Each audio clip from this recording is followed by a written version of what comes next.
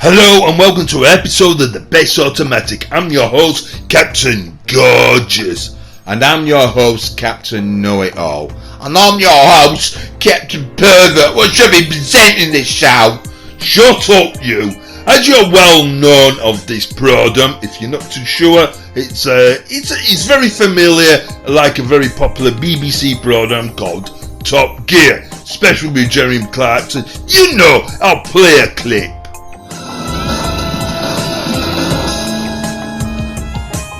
Now, let's talk about rock stars. Most of them today wouldn't know a good car if it offered to pleasure them in the back of a limo. All they want really is to get invited on Anton Lab and be picked up in a sponsored Citroen. They're pathetic.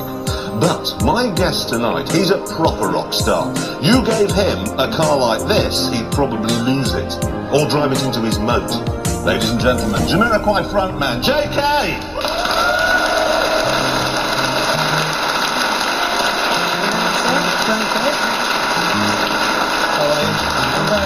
Have a seat. Thank you. Actually, you are quite a car fan, aren't you? Just a bit. Really serious. Because we were going through the office the other day and I was working on my perfect garage and it would have a Mercedes Pullman, Ferrari 550, Lamborghini Miura, SV. Of course. You got any of those? Yeah. All of them.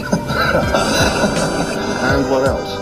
There's a 360 Spider, which is outside, DB5, a Concourse 2002 Turbo, 74. That one actually interests me. The little What have you got? A 2002? I call it, because I've always had 2002s. I've always started off, my first car was a 1602, which is a little underpowered job. Well, your very first ever? My very ever first car, which I bought off two old ladies, with some letters with it. They said, we did 1,500 miles in it this year. When I did 1,500 miles a week, you know. And that was a 72 car, had all the original stickers and everything. And then I went up to TIs, Touring International, Touring Injection Internationals. Then I had a dog of a turbo, because some of them are real dogs. I only did about 1,572 of them. And now I've got a Concourse ex-BMW car club winner. So. Oh, really good one. Because you're more of a fan of like the 3-litre CSLs. I used to have an original Batmobile, yeah. Oh, really? A 3.2? I had a 3.2 CSL, yeah. See, how boring could we get on numbers? Yeah. Where did it all come from, your love of cars? My mum had a Triumph Herald 1360 convertible. Best turning circle of any car. I was something in its favour. Yeah, no, it was, I spent all my life on the road. And you know, when you're in the back, I mean, in those days, they didn't really, you know, not everything had a motorway. And, you know, I spent my whole time in the back of the car and just looking at a car, I mean, every car on the road. You know? This is when you were a kid? That was when I was tiny, you know, Oh, really? I was about 4 and 5, I knew every car on the road, everything. I mean, now I don't know anything, they all look the same. Your mum was an entertainer as well, wasn't she? Yeah, Mum's a singer, so there's a lot of miles all the time. Anyway, listen, we've got a little game. Yes. I haven't seen this, so because I'm going to play it with you. Because I could say Maserati before I could say Mummy. But we're going to put some pictures of bits of cars on the screen. Oh, I like these games. And all join in, okay? I love these games. We can see what sort of car it is, because I'm such a sucker for this. I sit and watch old 70s movies like the Sweeney. Go, look. Okay, then, here's one for you. What's that? That's part of a Ferrari Enzo. It is. It's the rear wing on a Ferrari Enzo. We right? Yes? Thank you. Yes, you speak. Ferrari Enzo. Yeah, all right, 1-0 to you. Go on then. Coming soon at a highway near you. I've got to have it. Anything go... Why? Why? It's not a pretty car. It's a stunning looking thing. You know why? I mean, because you know, there's going to come the day they won't make cars like that anymore. So let's not even go there. Let's bring up the next one. What is it? Zzz. It's a Mini, the new Mini. If that is... He's so good at this. Thank you. I told you I like this game.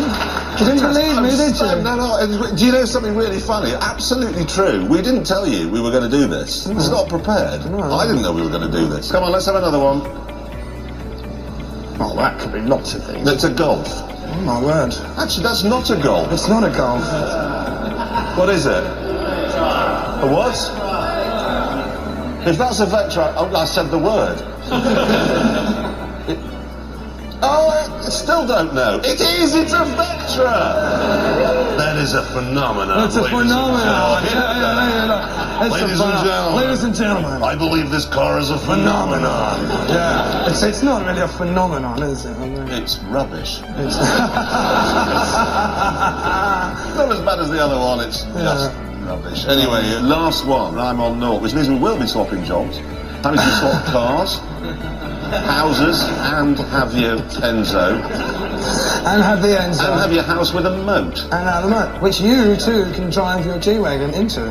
Have you driven your car? You have driven a car into a moat? I did, yeah. I got it Oh, on. this is fantastic. Well done. I came around the corner in the G-Wagon and I said to the two guys I was taking around the land, it's 80 acres, you know, and I started off really nicely and I said, well, you want to go? And he said, no, it's all right, you know the land. I mean, famous last words, you know the land, it's all right, I'll let you do it.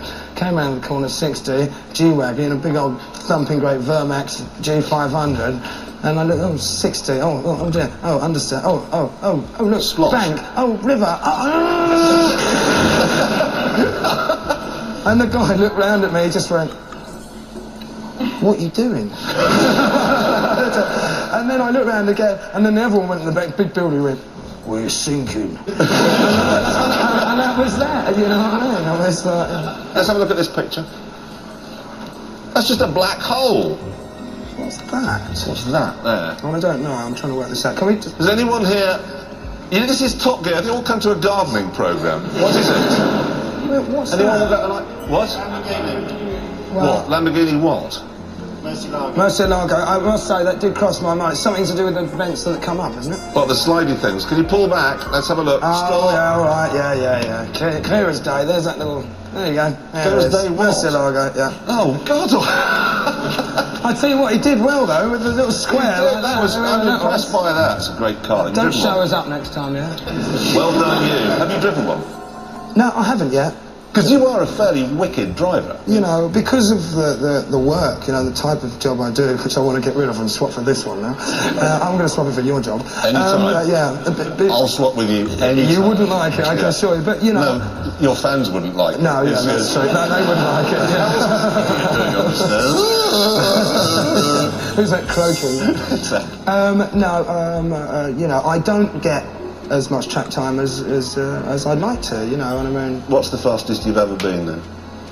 I don't like to say this because everybody thinks I'm just some thug on the road, but I did do Rome to Calais in 13 hours and hit 190, which was That's interesting. really good, actually. Do the mental arithmetic there. Rome to Calais, That's 13 really hours, properly fast. The needle didn't drop below 140, really. Even in the petrol stations. Yeah, and the petrol stations. I presume you visited a few. I visited a few, yeah. Well, it's always that balance, isn't it? Do I go a bit slower and not visit so many? No, go fast. And then you wonder why that bloke in the Morris Minor is ahead of you still. You know, because the other thing is that every petrol station you stop in Europe, you go, oh, I'll have that cuddly toy, and there's an interesting interior light thing on the thing, and I'll have one of those, and even though I've got 10 of them at home and something to stick on the window and all this rubbish.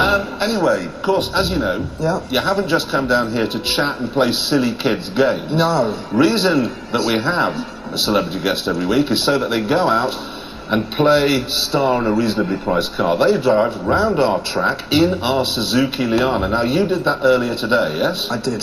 So there's something quite funny. We had Harry Enfield here last week. He drove the car in standard tune. Heard it was JK, we put a roll cage in it. We're going to be saying later on how you did. Okay. Actually, have you driven the RS Focus? I have. I was given one just last week, yes. Did you like it?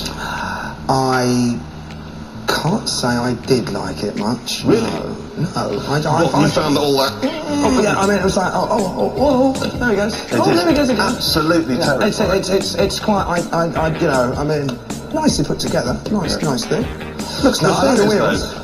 With RSs, we're going to get on and talk a bit more about RSs. We were talking about them earlier, because what interests me, by putting those big engines in like normal family cars, it was like when Marks and Spencer started selling pumpkin and ricotta soup. You could go in there and think, I can afford this exotic food, that's great, I can do it. And that's what it was like with RSs. If you think about it, whenever a TV producer wants to sort of portray his detective as soft and gentle, like Bergerac gets that old triumph and Morse gets the jab. But then when he wants him to be a hard, gritty, you know, tough guy... Professionals type. Yeah, you get the professionals and you get Spender.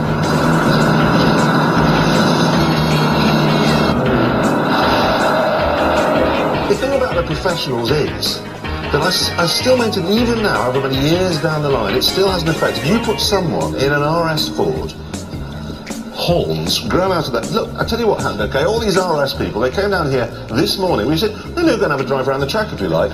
This is their idea of a drive around the track. That seems interesting, seeing all them RSs going round the test track, but in Top Gear they have their special guest star, as we all know, JK.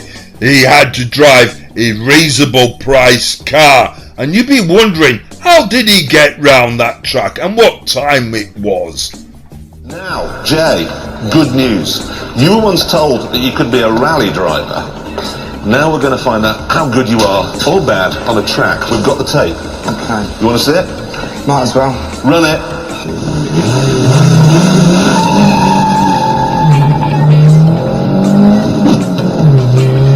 Okay. I like this third gear business. Right, I must get this right. I must learn to drive properly. And it's a slight turn in there. And it's there. That's better. That's there all the way. That's the one. Ooh. Don't be punished. Don't be tempted to put too much power on. That's beautiful.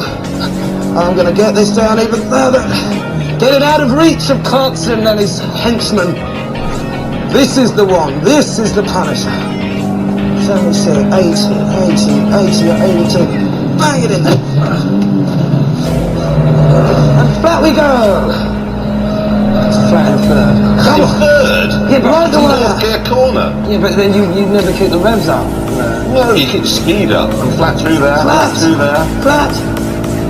Okay, how fast did you get along here? This is a crucial bit. Well, I think, I don't know, I'm tired. 87 I once hit there. Have you ever driven anything as cheap as this in your life? Listen, before we say this is cheap, okay, this is £10,000 for that. 9995. Oh, sorry. And here we go, and you're across the line. Across the in line. the 9995 car. And Hold on. What are you doing here? I don't know. What happens? Have you lost it? Oh, look at that. Ladies and gentlemen, a handbrake turn. Now,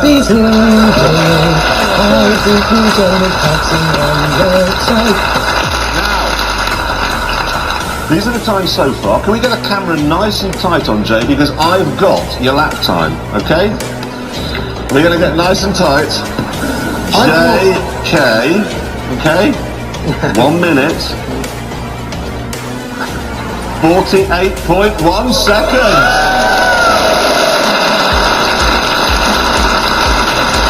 That's astonishing. Get it up there. Stay it up. Genuinely happy about that. It's not that I'm a sore loser or anything. You're just gutted. You're smarting inside. I'm hurt. I know. So hurt that I'm going to humiliate you by showing everyone a little clip of you doing some practice in the Suzuki.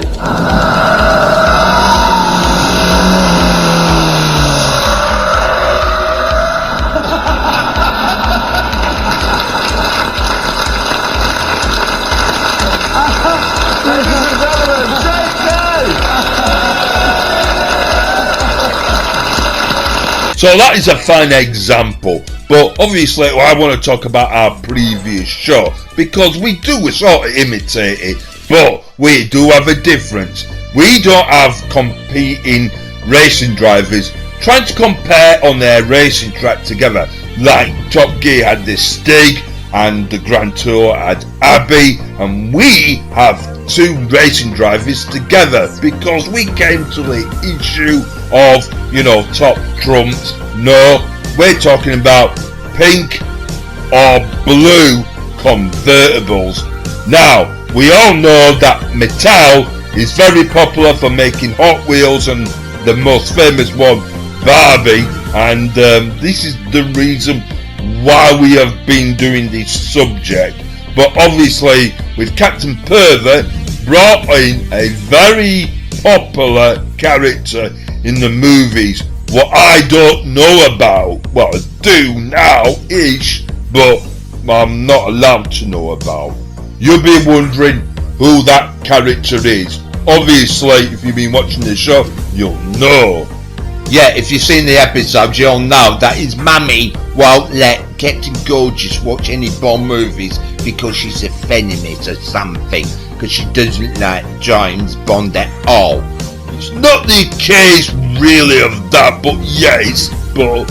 Yeah, well shut up, because I've been trying to educate you for, James Bond, especially with my James Bond specials, as everyone might know, that I've been trying to do that, living dialogues, and obviously I've been having a few technical problems and all that lot.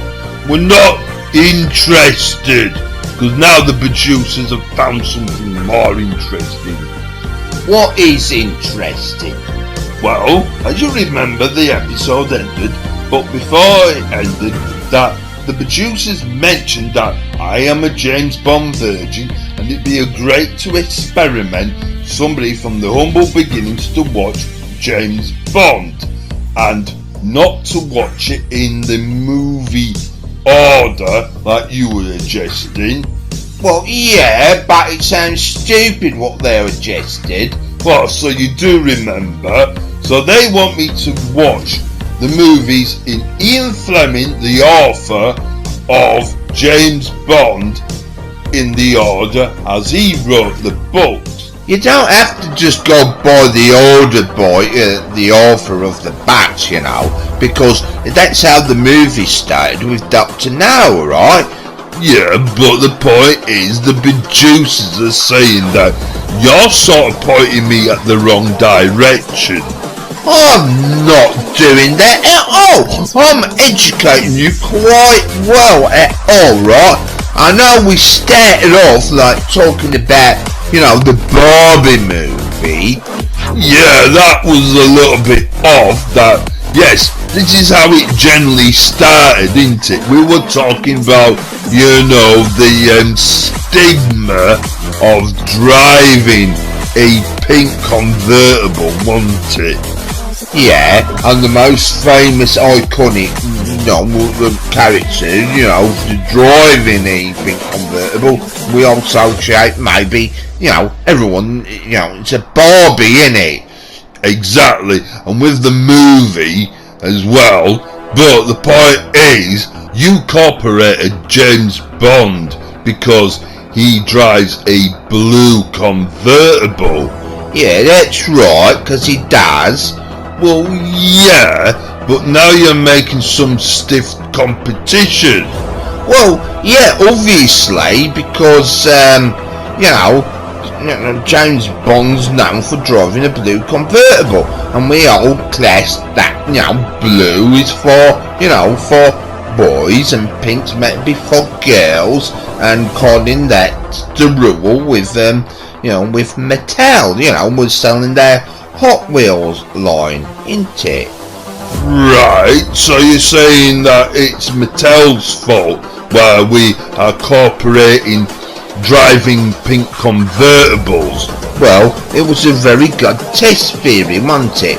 How will people react to somebody on an online session on that classic game GTA 5, not 6, but 5, yeah, to drive a pink convertible and see what happened? Well, obviously we had a not-so-tame racing driver doing that, and you can imagine the result. But then we incorporated Miss Takeaway, what's dressed like this, and the results were very completely different, weren't they? Well, yeah, everyone was like trying to add her as a friend. Well, this is it. It's the illusion of maybe pink car. This is sounding a bit too technical and complicated. Yeah, alright, Mr. Know-It-All. You keep your opinions to yourself. Well, I don't mind Captain Know-It-All's opinions because he's been helpful about explaining bits about James Bond for me. No, he hasn't, because I'm the James Bond expert, right? And I've been doing the bleeding James Bond specials, and I include you in it as well. Well, yeah, and I was still confused because you're still confusing me even now. Yeah, because that is right, that. Yeah, I mean, you're comparing like James Bond with Robot Princess Bubblegum, aren't you? Now we'll just come out with sort of opinion because you know she's meant to be like a machine and all that lot. Well, yeah. Well, James Bond's a bit like that. What do you mean by that? Well, we mentioned about the nanobots and his smart blood. Yeah, but that's a lot.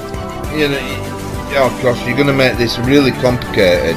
I'm not making it complicated. It's like simple things I mentioned, right? You know, about the simple about, you know, the German sense of humour. What? Again? Well, yeah, you remember when we talked about, you know, blue convertibles again, about, you know, the BMW, you know, the Z3, right? That, you know, that it didn't have the action scene in GoldenEye because obviously, you know, the Germans and sense of humour because they like playing practical jokes, don't they? Well, yeah, so you say. Well, I showed you the clip, didn't I? Well, yeah, I know you did. The audience watching the film is never told, but moments after the explosion, the policeman told Drager someone was burning in the car. That's one thing I don't actually understand about this James Bond. He seems to have gadget cars, but he's always making a mockery of the police, isn't he? Well, that's the joke, innit?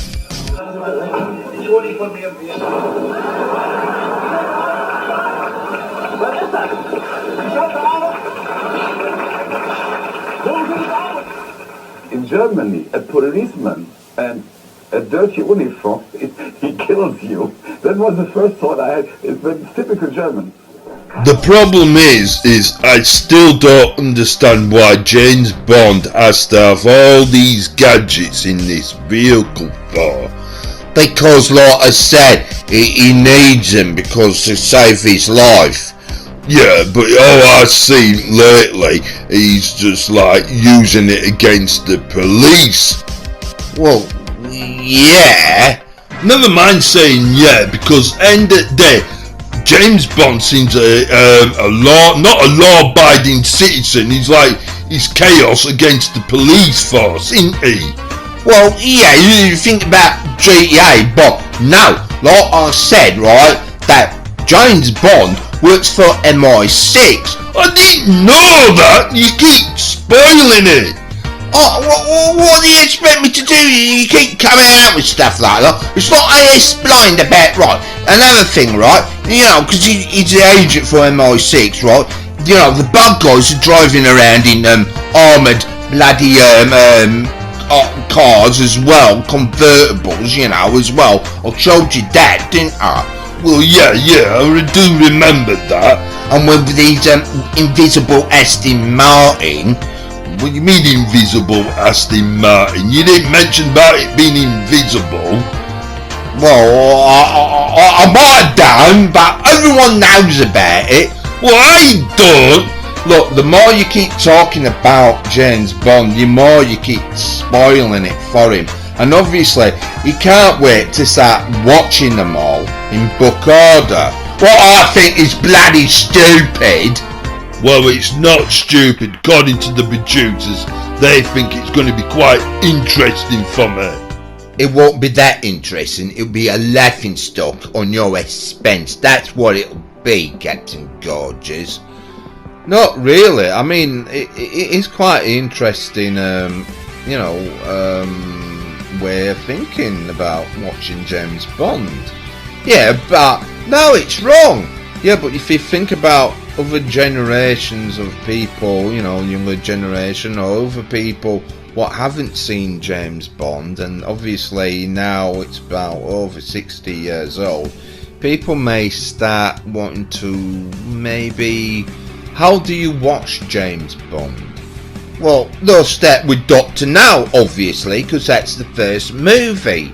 Yeah, but that was done, you know, in 19 60s, too, isn't it? So, somebody might not want to watch a 60s movie for the, they might do for the nostalgia, but for the first introduction of watching James Bond, they might not want to watch a very old movie, and obviously it hasn't really aged well, has it? What do you mean by that? Well, obviously the subject where Captain Gorgeous's mum keeps coming out with. Well, yeah, but, times do change a bit, don't they, in people's opinions? Well, obviously, that's what we're trying to get at. It's like you were trying to do your James Bond special with the 80s movie, with Living Daylights, and obviously, well, yeah, because I'm difficult with, doing it, didn't I? Because obviously Bond got more popular and he had more money, didn't he? Well, yeah, but remember the main actress? Oh, yeah.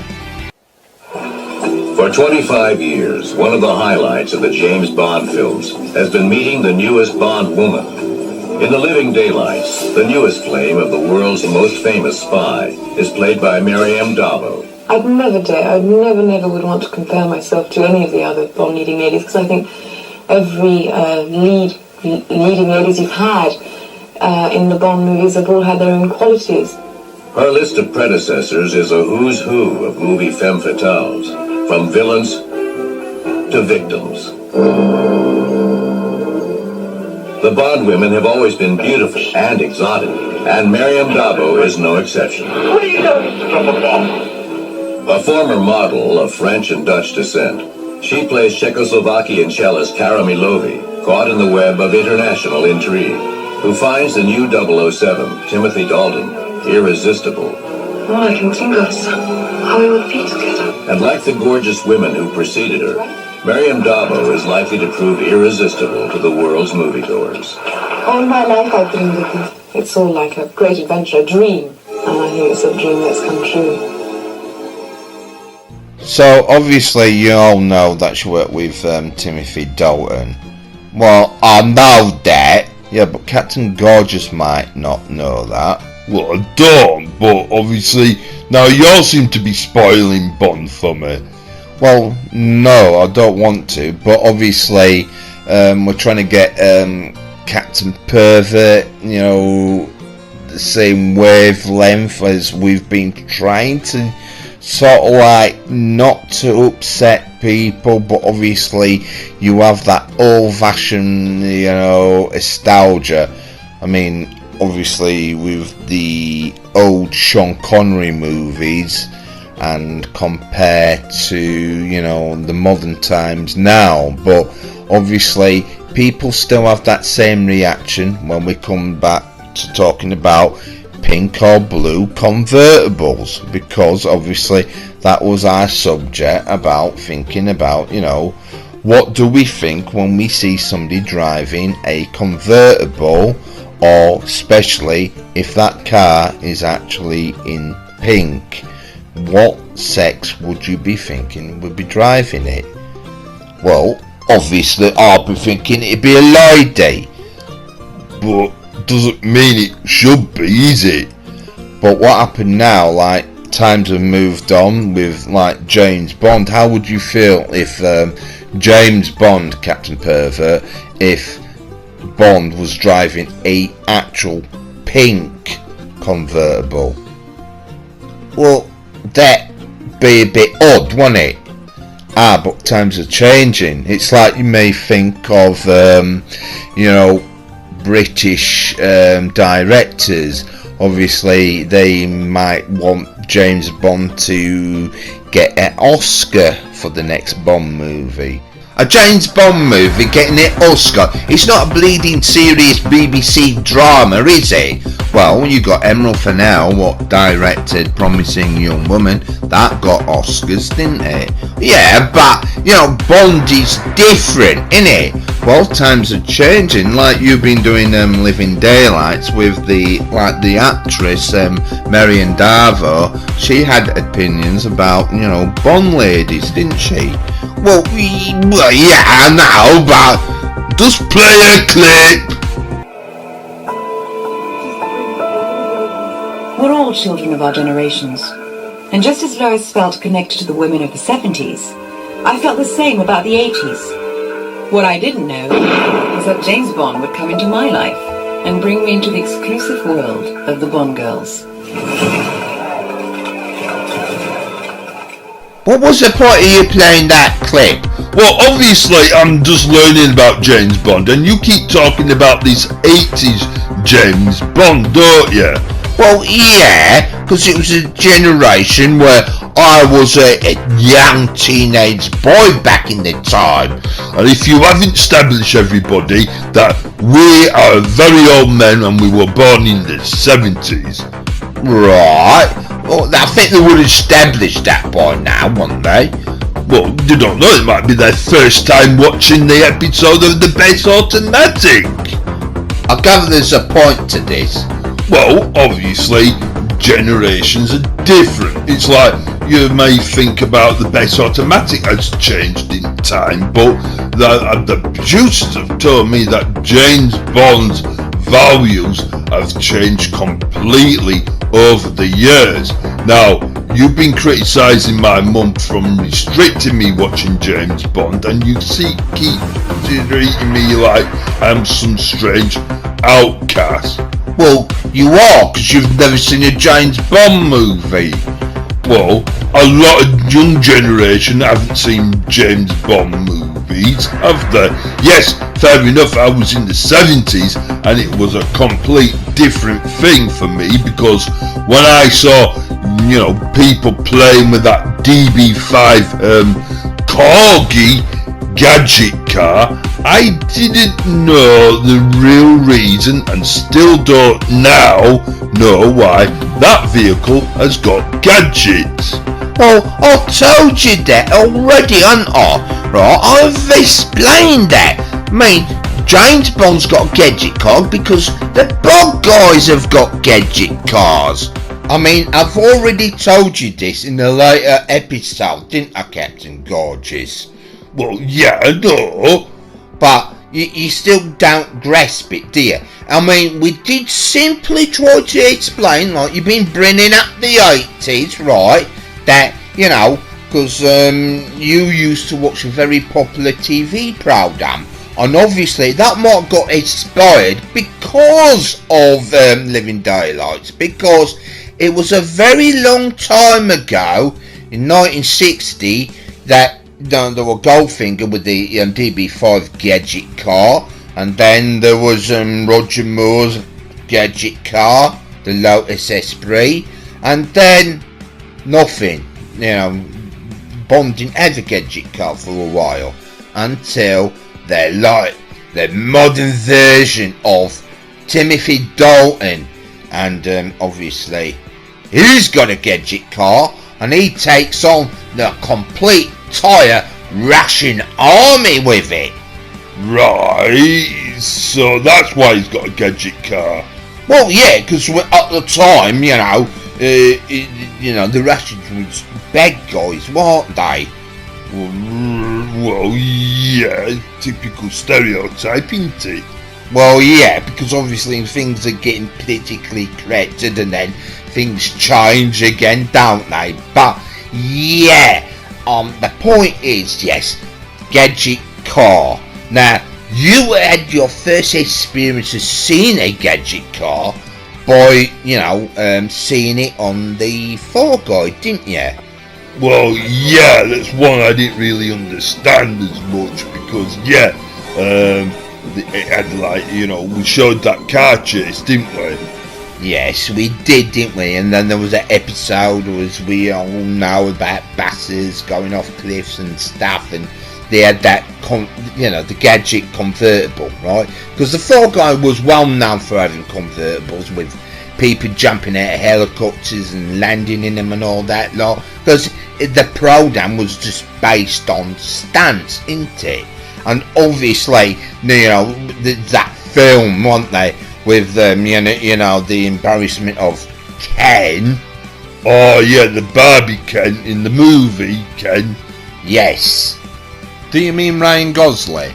Yeah, Ken, because he plays Ken, doesn't he, in the Barbie movie? Well, yes, he does, and he plays other characters in other movies. Yeah, like Lee Majors as the Fall Guy. Yeah, he does. I mean, it's amazing he ain't going to be doing the $6 million billion man, is it? Yeah, because Lee Majors played the Bionic Man, bit like James Bond, didn't it? What do you mean, like James Bond? Well, you told me that James Bond is like a robot. He's got like these little robots in him. And Lee Majors, he was like a robot, wasn't he? Well, yeah, but Bond's completely different. I knew that you'll start confusing him by talking about them nanobot things. What's in No Time to Die. Come on, everybody remembers No Time to Die, don't they? Especially that scene where Daniel Craig laps him in the air and he's like thinking, I'm dead. Oh no. Oh, what can I do? She speaks French to me and all I can do is feed her apples and, you know. What the hell?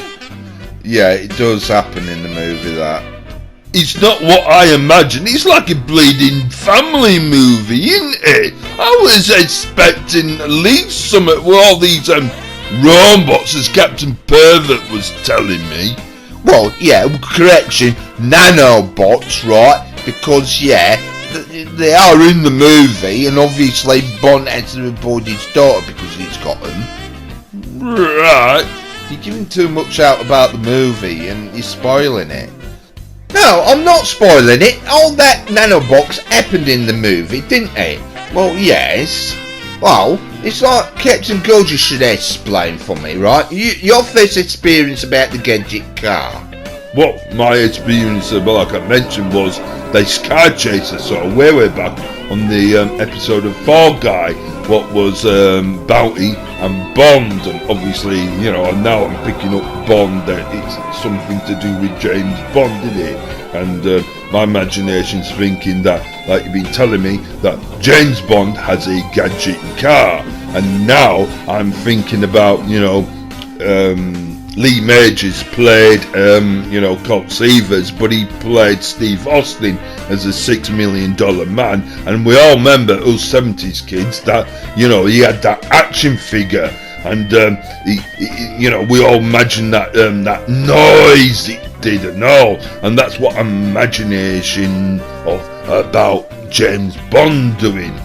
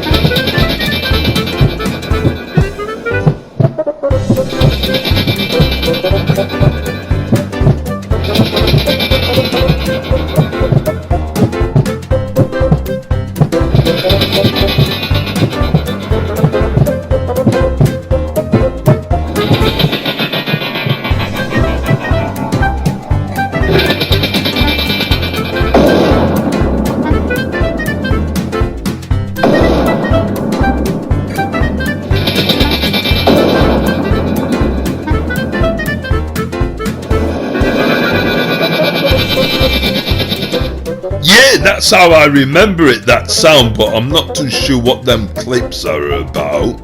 Well, obviously, you know, keep on watching.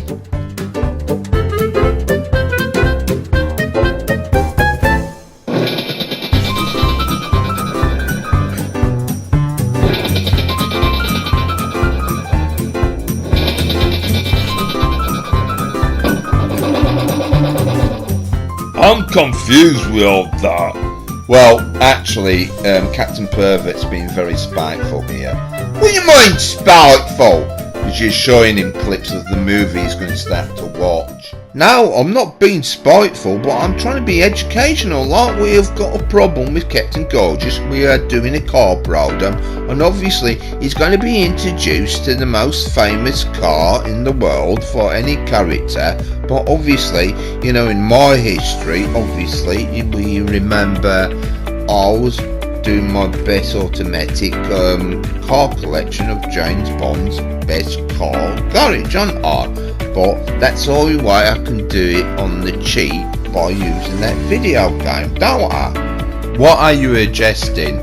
Well, I'm suggesting that obviously doing a James Bond special on the cheap, obviously it's a lot easier to use video game footage instead of trying to go out creating your own Bond version by using die-cast vehicles, because obviously, like Captain Gorgeous here remembers his generation with the famous DB5, the Corgi gadget car, but obviously times have moved on now.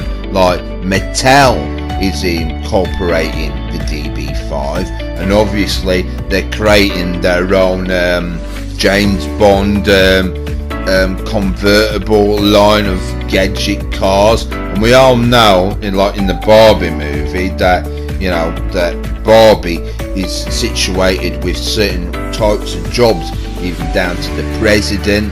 So even you'd be thinking about who looks after the president, who's obviously, you know, you got like bodyguards and stuff, and obviously you think about, you know, maybe Barbie's got the British Prime Minister, and obviously we all associate with MI6, and we all know that MI6 agents drive around in gadget cars.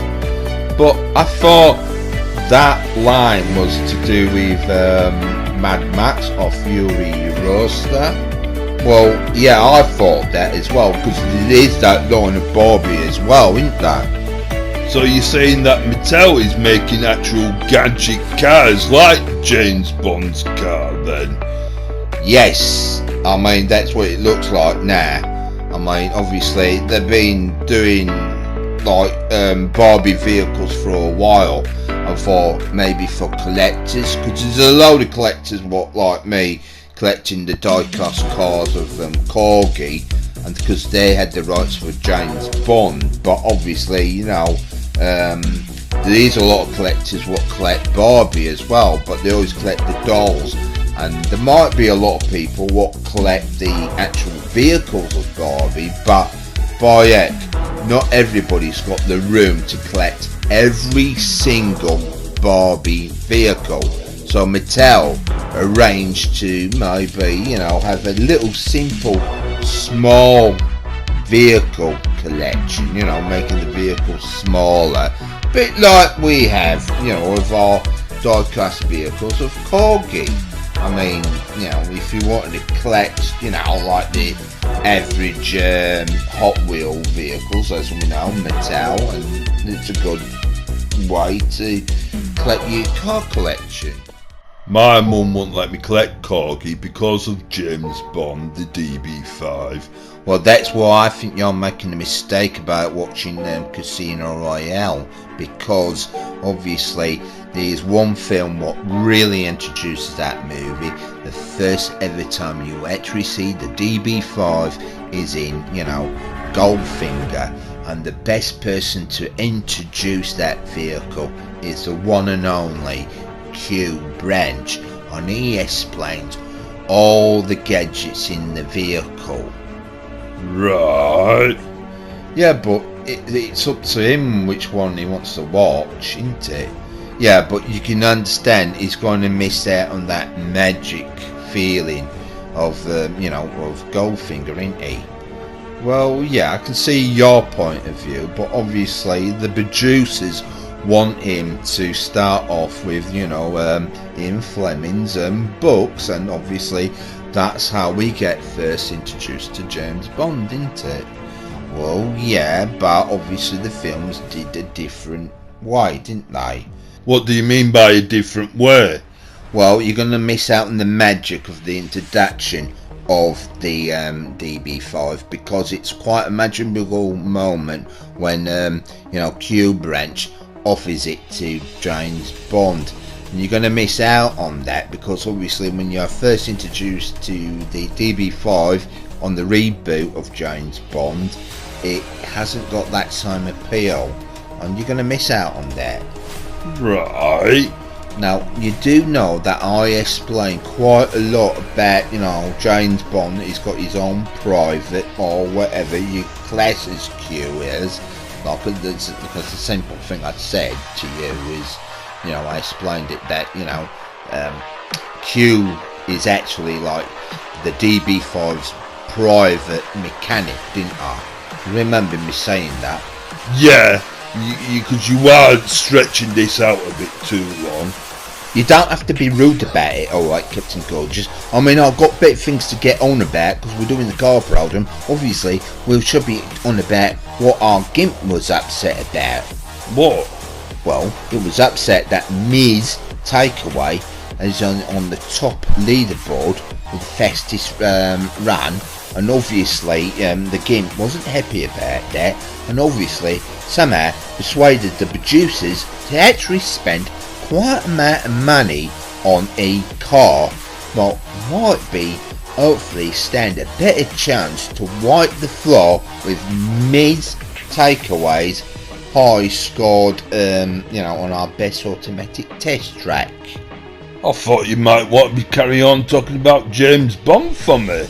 Well, with our car program, we might be focusing on this, so let's pay attention what our Gimp's going to be getting up to now, because obviously it's in a very high performance vehicle, and obviously is this vehicle really capable of being on this sort of terrain? Well, technically no, it'd be alright on the tarmac, but this is more or less for a rally car, this section, isn't it? Well, yeah, as you can see, it's very bouncy, and obviously the Gimp's got to sort of rely on the, not to skid out of control, but it's not doing too bad at Domination Alleyway, because it sounds cool, that damn bit, doesn't it? And obviously we've got the Bell End bend coming up, but obviously we've got that awkward jumpy bit. But obviously, yeah, this is its home turf now, and obviously it's got its that great big hill, hasn't it? But obviously this vehicle's got power, so it should get up there a lot more quicker than other vehicles we've had, isn't it? Well, it's not doing too bad on time. It's nearly getting up to Miss Takeaway's time. Oh, what's happened there? It's just got a bit stuck there. Well, it didn't do too bad, I don't think. It was near enough the time, and yeah, just a few milliseconds and it's beating her. So, obviously, the game is going to be dead chaff at there, because it's going to be up at the top of the scoreboard, isn't it? Oh, like, it's happy as little Larry, isn't it? Well, the Anis S80RR didn't too bad, did it? I mean, I am a bit disappointed. I was expecting it to be a lot better, because it does get high rated on that game, GTA. It will maybe be even good on the dirt as well, but it seemed like the not so tame racing driver, the Gimp, was not really that good. Well, yeah, I know. You do know what that vehicle's based on, don't you? Not really. Well, it's based on the Nissan 90C. That isn't that really interesting, is it? What do you mean by that? Well, I want to still carry on about Bond. Well, you're a little bit rude, don't you think? And don't forget, this is the bit automatic. We talk about cars. Well, you have been, haven't you? But obviously, you know, I still like to know some information about James Bond, because that's what the producers want me to do before I indulge into, you know, the audio book and all that lot. Well, I hope you're going to realise something, right? Compared to the back and the film is about Vesper Lynn. Right. So, what's the difference? Well, you can gather I'm doing Living Daylights, and obviously we mentioned the actress Marion Darvo, what does an interview to the actress who plays Vesper Lynn, who is a major character for your movie Casino Royale.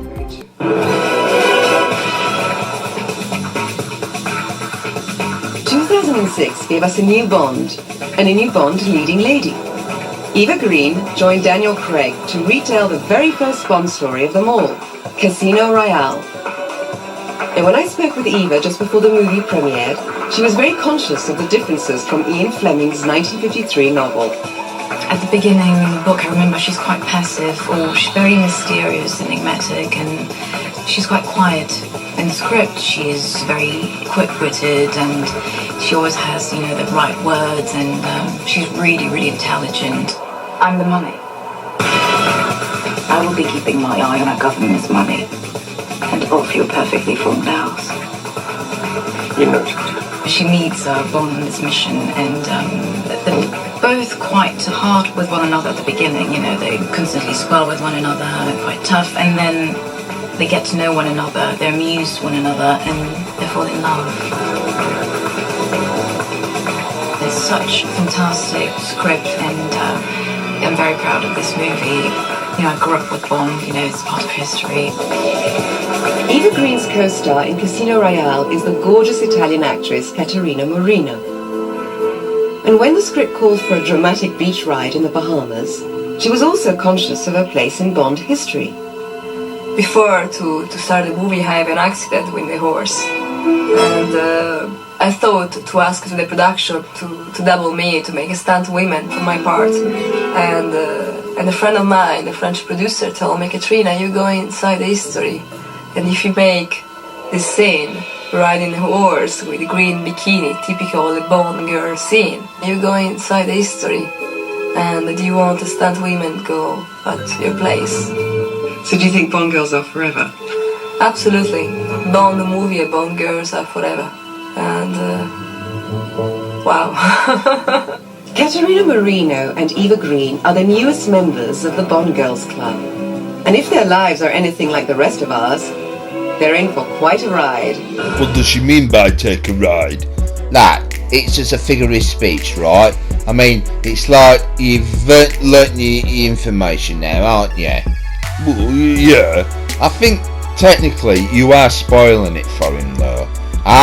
But when you're out of sight, he keeps still asking me questions. Well, I don't, not as much. Yeah, but you do, don't you? So, you know, the thing is, you got the right chip on your shoulder, haven't you? Oh, how convenient. So, for me to end the show, I think I'll use that. What do you mean? Well, so on that casino chip, I think it's time to end the show then.